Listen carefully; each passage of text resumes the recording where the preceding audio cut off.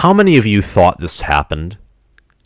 I did, actually. Granted, I'm the clown who thought that Arkansas would lose to Texas A&M. I thought that Arkansas, the majority of people were picking that upset. I don't like it when a majority picks upsets to happen. And I was just thinking, no, Jimbo Fisher, A&M, they'll find a way to win. They couldn't do it. And same thing with Georgia Tech and North Carolina. I'm like, Jeff Collins, Georgia Tech is just a mess. Thought North Carolina would do it. They didn't. This is it's a pick-me series. Friends and I, we have games, and we pick who the winners are, and we compare our records and stuff. And I was 4-3, so above 50, above 500, and I'm fine with that. This game, not necessarily completely shocked by it, but part of me is still shocked by it. Because Clemson, once again, you're now looking on to Game 5, which is against Boston College, which if you think about it, Boston College at Syracuse, at Pitt, that 3-game stretch. How many of you would have thought that we would be looking at that 3-game stretch and going, oh boy, they could be under 500 in that stretch. Clemson could come out as a 3-4 team. After this, I'm not even kidding you. Boston College, 4-0. Momentum. They look good. They beat a solid Missouri team who has a solid quarterback and came back, and Boston College just said no. Syracuse, they actually look somewhat competent, which is surprising for Dino Babers. They beat Liberty, who is a team that I respected and had in my top 25. And Malik Willis played a good game. Syracuse shut him down. They have a good underrated running back. Syracuse could beat him. Pittsburgh, oh my gosh, Pat Narduzzi gave his team smelling salts and yelled at them for 10 solid minutes before that game because I don't care if you played an FCS team. 77-7 is something else. And they're mad. They lost to Western Michigan, which, thank you, that makes Michigan, my school, look better. Get to them in another episode. But Pitt's mad. Syracuse, Dino Babers is trying everything to keep his job, and Jeff Hafley's trying to establish himself. And Clemson here, 2 of those games are away, at Syracuse, at Pitt. I'd say out of those teams, Syracuse is the worst team. Boston College, I would say, for now is the best. But Pitt away, Pitt might be a tough game too, because Pat Narduzzi's actually beaten Dabo Swinney before. So, I want to get your thoughts on this loss, because this loss against NC State was an atrocity. An atrocity on the part. Trevor Lawrence gets drafted. Don't worry, DJ Uiagalelei made Trevor Lawrence look normal in practice. Fast forward, few months later, can't do anything against Georgia. Looks good against an FCS school. Can't do anything against Georgia Tech. And couldn't even throw or complete 50% of his passes against a team who lost to Mississippi State. And in all respects, Dave Doran's is a good head coach. NC State is a good team. I had them borderline top 25 preseason. NC State controls their own destiny. They totally could win the Atlantic Division. But this is just bad. This is bad for Clemson football. Taj Boyd, right, pretty much smoothly transitioned to Deshaun Watson. And Trevor Lawrence, 3 solid quarterbacks. And Deshaun Watson and Trevor Lawrence are, really, got to be honest with you here, really elite quarterbacks. And DJ might be, granted he's younger, he'll need time to grow, and Dabo's even said this, along with the whole team. DJ's the first quarterback that doesn't look super elite right now. He just doesn't. His final against North Carolina State only completed 46% of his passes, 111 passing yards, 2 touchdowns, and a pick. I don't even know it. That just doesn't sit right with me. He also led the team in rushing yards, which tells you one thing. You combine that with the fact that NC State had 7 quarterback hurries.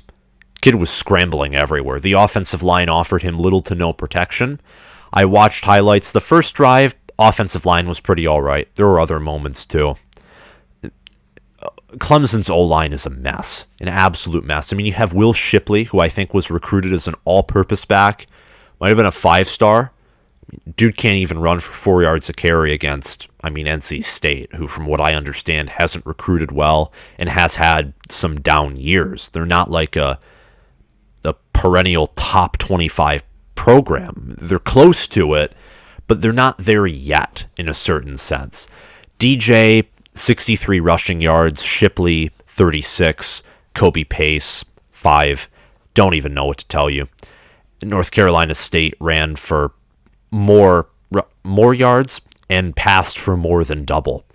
Devin Leary, 32 out of 44, 238 yards, 4 touchdowns. Completely outplayed you. North Carolina State completely outplayed you. Their special teams kept you in this game. And let me tell you something. That shows that you are not a good team. A good team, your opponent misses 3 field goals, you win. You win. If your opponent misses 3 field goals and you outweigh them in talent, you ain't a good team. It's just that simple. And maybe you're good, but you ain't great. Michigan State, I was at the Michigan State-Nebraska game, and Michigan State's a team that's still rebuilding.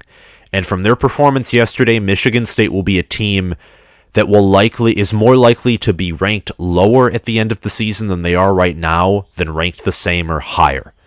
They got Michigan, got Ohio State, got Penn State, and Rutgers looked competent. Maryland looked competent. Big Ten it's going to be a boxing match. I'm really excited. And the ACC is, but not in the same way. The ACC's a collection of lunacy, chaos. It's the all-circus conference. The ACC is the all-circus conference. It's unbelievable. The fact that Wake Forest and Boston College are, from what I understand, the only undefeated teams in the conference is asinine. It's absolutely asinine. The fact Virginia Tech struggled against Richmond, asinine. In fact, Clemson's 2-2 is asinine, and they're ranked 25th in the polls. The coaches, the press looks like they just gave up on Clemson by ranking them at 25th. I have them unranked. I don't see how they're surviving and reaching even a New Year's Six Bowl with this offense.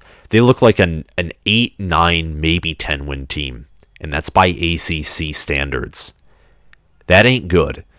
So I want to get your thoughts on this as viewers, like subscribers, non-subscribers. What did you think about this game? Because looking at the schedule from here on out, seeing how bad Clemson's offense is. You have Boston College. You have Syracuse. You have Pitt. And looking at ESPN's FPI blindly thinks that Boston College and Syracuse will be easy wins and that Pitt could be a challenge. But I think it's different. It's just different. ESPN's FPI has Clemson ranked way, way too high with their offense. It just is what it is. Clemson's even worse than they are ranked right now, from what I can understand. Clemson could go 2 ways. Either Dabo rights the ship, which he has shown capability to do before. He has done this. He has done it before. Blown out by Florida State in 2013. They could have collapsed. They could have let that get to their heads. That blowout, unless Florida State somehow changes direction, You're not going to the championship game. You're not going to the national title with how good that game was. No, they reached a New Year's Six Bowl and beat Ohio State. 2014 had a kind of a tough start, finished with 10 wins and a blowout win against Oklahoma, who they'd rematch and beat in the college football playoff. So Clemson here can either right the ship, and by righting the ship, I don't mean get an amazing offense. I mean fix the offense to where it's manageable, because this is not manageable or permissible. Make it permissible, improve it, do what you can, not overworking anyone or doing any stupid things. Keep the defense elite, because it is. Defense is Clemson's strength right now. Right the ship. You could go 12-2 if you right the ship. Like the season, you want to win the Natty, season's over. You're content with an ACC championship or want that, season's not even close to being over. The ACC, very competitive. I mean, looks to be very bad, but it is very competitive as well. Or the number one fear is you go 1-2 in the Boston College, Syracuse, and Pitt stretch, at which point you'll be 3-4. It'll be Dabo's worst record in, I think, a decade. And from there, I don't even know where you would go from there. In honesty, if you're a Clemson fan, I don't know where you would go at all. Just don't at all. So that's really what I see. What I see coming out of this, though, I think Clemson's an 8, 9, 10 win football team at the moment. They have a defense, a very elite defense, but any team with a competent offense, with a good head coach, will outmaneuver this team if the offense doesn't improve. And that's not to say, they're a better coach than Dabo at the moment. Could change. Or that's not to say many other things. What this is saying is offense still wins you games over defense. Clemson has an elite defense. If this was 2011, 2012, whatever, different era, Clemson would have beat NC State because defense triumphed offense.